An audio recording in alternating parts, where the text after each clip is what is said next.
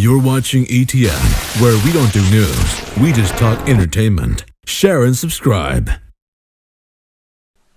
I have only ever loved one woman. And it ain't you, bitch. Poof! Bye-bye! Have a nice trip. See you next fall, because winter's coming!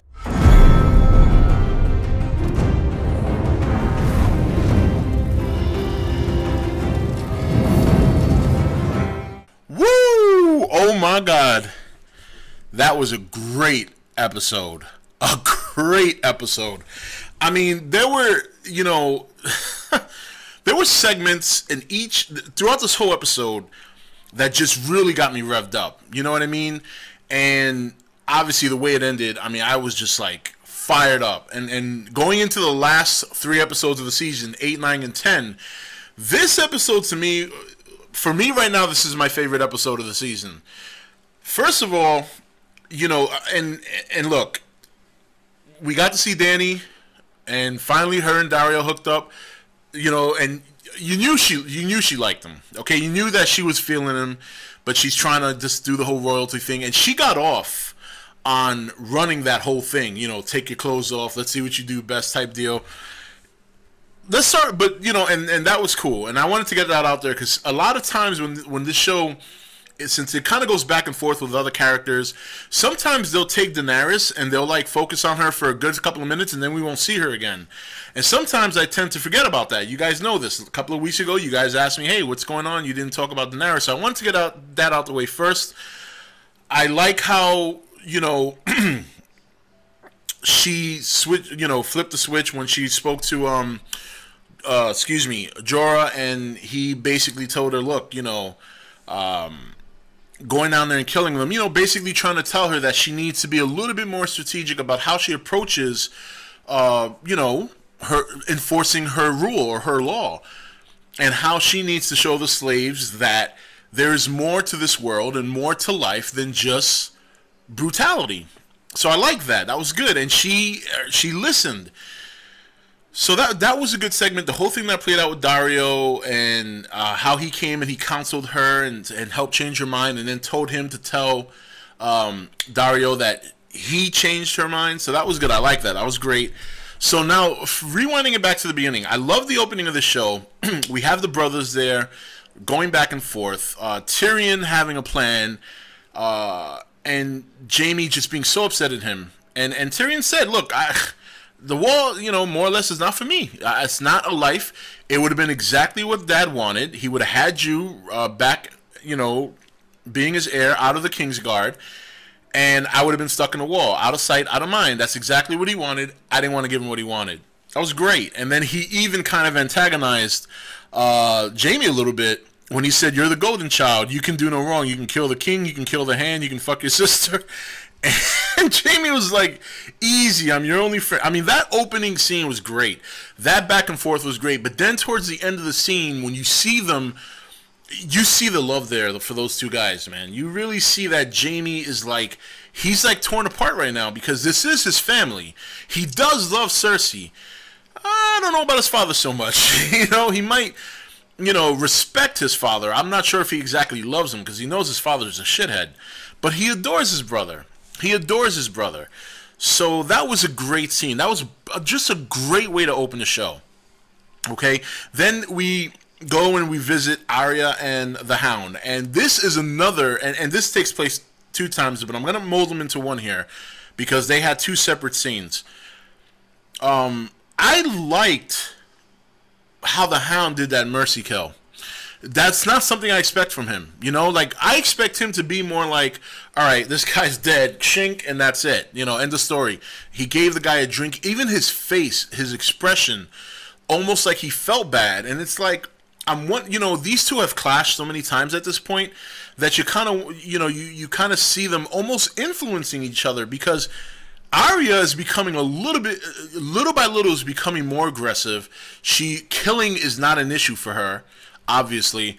Where the Hound is, while he still can be a prick and he can still fight, that little scene with the old man, to me, that's just not something I expected from him, but I liked it. You know what I'm saying? I like that whole thing.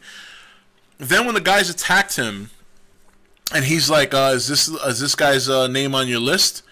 And she's like, no. And then Dom's like, what's your name? And he says his name. I don't remember it. And she says, thank you. Right in the, I mean, that got fired up when I saw that. I'm like, damn, this little girl is badass. Badass. So, and then later on, they're at the camp, and, he's, the wound, and she's, basically recommending, you should put fire on that, cauterize the wound. And he's like, nope, no fire. You know how he feels about fire. And then he basically opens up to her.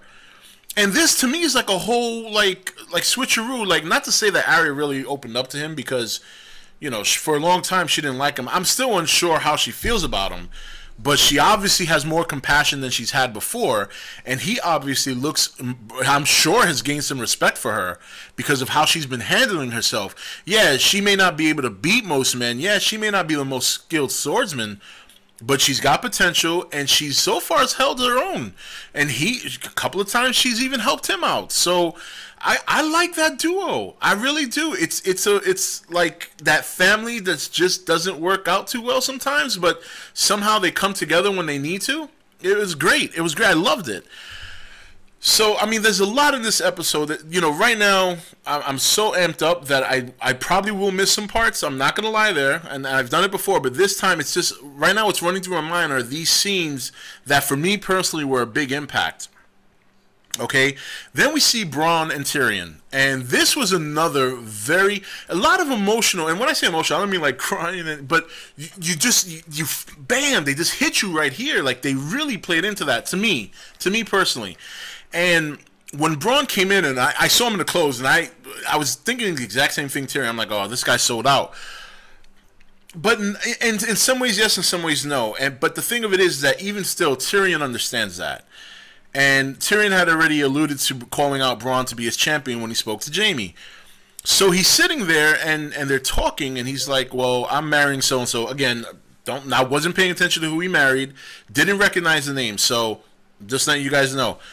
But obviously, it was something set up by Cersei, and he was obviously, probably, I'm sure, getting compensated in more ways than one. Bear with me here. I'm just closing my Facebook. And, he tells him, he's like, look, if I'm going to be a champion, I mean, what am I going to get out of this? And I can't blame the guy. I mean, the Mountain's a beast, man. I mean, you saw what he was doing earlier in the episode, just chopping people up like practice. And Bronn tells him, he's like, I might beat the guy, but if I make one wrong move, I'm dead.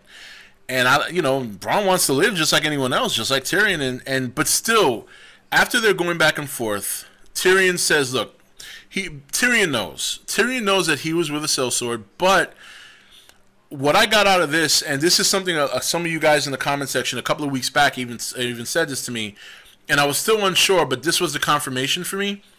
Bronn obviously had some affection towards Tyrion. I mean, he's still a sellsword through and through, number one. But you could tell, like, when he shook his hand and then he held it, that I just like that. I like that because it shows you that their relationship at some point got to a point where it was more than just about money, but it still was about money. You know what I'm getting at? Like, Bronn liked him. Probably to Bronn, it was probably the best job he ever had. He was getting paid, he was doing his job, but he actually liked his boss. How many of us can actually say that? So moving on from that, and then again, and like I said, I'm playing through the parts that had the biggest impact on me in the show. Going back to Tyrion once again in the dungeon, and this time he's visited by Prince Oberyn, and I know some of you guys were a little upset last week when I talked about the next episode, and I understand that, completely understand. Apologize if you felt that I spoiled it. I personally didn't think it was a big deal, but I do understand. But now that the cat's out of the bag, even knowing what was going to come, the way they did it and the way it was set up in terms of what story Prince Oberyn told to Tyrion, and I didn't even think that he was really that much older than Tyrion to actually have seen him as a baby. But when he told that story to Tyrion, and I know where he was going because, at this point I already knew. But when he told the story about Cersei and what Cersei was seeing and what he was expecting to see when he was a child, Tyrion, And you see Tyrion just, I mean, the guy is at rock bottom right now, man. And he's probably thinking to himself, oh, this guy's really kicking me while I'm down. And he gets up, he grabs his flame, he says, I'll be your champion. And Tyrion had the look on his face like, thank you, God, so much for this, for this man's basically stepping in for me. Because despite the size of the mountain and despite how ruthless he is, nothing is going to drive Prince Oberyn, like killing or having a chance to kill the mountain, and at the same time having the chance to fuck over the Lannisters, with the exception of Tyrion. And I'm not saying that he's fond of Tyrion. I mean, however he feels about the Lannisters, he feels about them. But this is the best opportunity he has, and Tyrion's going to be the benefactor. Whether or not the Viper comes out the winner or not, it remains to be seen. That's something I don't know, and I know you book readers know that. So remember, commenter and approval, I got somebody watching them for me, so don't spoil it because it'll just get deleted. And that was another very emotional scene, because during the story when he was telling Tyrion, I mean, I felt that, man. Tyrion's sitting there, he's almost in tears, and it's just like, damn, almost every scene is like this. So finally, and I just picked up on one other thing I want to touch on, but I'm going to get to, well, let me go to Podrick and Brienne. And that little scene was very nice. They went to a little inn, and we run into, again, I haven't seen this guy in 2 seasons. Sorry, man. I don't remember his name. He's not that important. He was important now, but he wasn't important, maybe a season ago. But sorry, don't remember his name, guys. Sorry. But anyway, but we all know who he is, okay? He was friends with, Arya, and they escaped the Hound, and they escaped the Lannisters, and the Brotherhood, and we all remember that. So I thought Podrick brought up a good point, and while Brienne, it turned out to work in Brienne's favor that she actually mentioned it, I still think she should take what Podrick said to heart, because there's nobody you can trust up there. But she got lucky. She gambled, and it paid off. She hit the jackpot on the first try. So now we have Arya and the Hound heading to the Vale. Podrick and Brienne now looks like they're going to head to the Vale. And now we go to the Vale. And I'm sorry, this little kid Robin is another Justin Bieber. I used to refer to Joffrey as a homicidal Justin Bieber. This kid is a straight up Justin Bieber. Hair and all, before Bieber tried to go all hip-hop and hood and stuff. So, I thought they were having a nice moment, Robin and Sansa. That's family, and they're getting married. But okay, we've seen that. We should be used to that by now, right? So they're chilling, and then he wants to put a moon door. He knocks over the tower. Now, granted, I think Sansa overreacted a little bit, but then the kid just went buck wild, and he's kicking the castle. She stopped him. I'm all for that. I'm all for that. All his mother does is just give him the tit. Like, hey, shut up. Yeah, shut up. Come here. Nah, he needed a good slap. And then Peter comes down, and they have their little talk. Man, when he kissed her, I couldn't believe it. I couldn't believe it, man. I almost had to change my drawers. I'm like, holy shit. And she said to Lysa later on when she was hanging her over the door, I pulled back. That's bullshit. She kissed him back. To me, she kissed him back. And he kind of charmed her there. Was talking about her mom. He was hitting all the right buttons, laid it on her. She felt it. Lysa's in the background, like, all right, bitch, moon door time. Can you tell I'm fired up? I really am fired up with this episode. It's great. And finally, we get to the scene. Lysa's hanging him over the door, hanging Sansa over the door after all the buildup. And Peter comes in, calms the situation, woos Lysa, and woos her right into the moon door. And man, what a great episode. This is my favorite episode so far. And that's saying a lot, because when Joffrey died, man, I almost literally threw a block party. Like, but man, this episode just did it for me, man. I love this show. It's so great.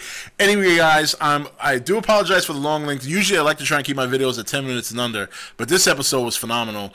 And I do want to apologize last week for those of you who were complaining that I spoiled the next episode. I try not to do those things, especially considering I hate spoilers.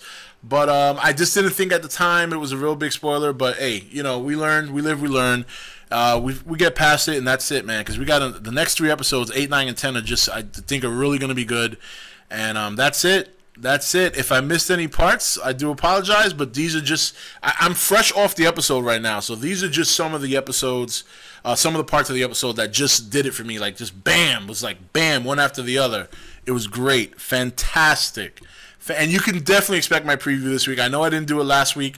I got to see an early screening of the Godzilla movie, and it was all fun. And, you know, if you guys are here from the channel, that's like a big deal here. So, but we'll definitely touch on the preview this week.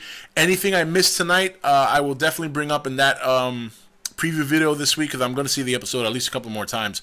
But that's it. Sorry for the long video. Thank you for watching. This is Rob signing off for E.T.N, where we don't do news, we just talk entertainment. Take it easy. Thank you for watching E.T.N. Don't forget to subscribe and join the Nation Facebook page.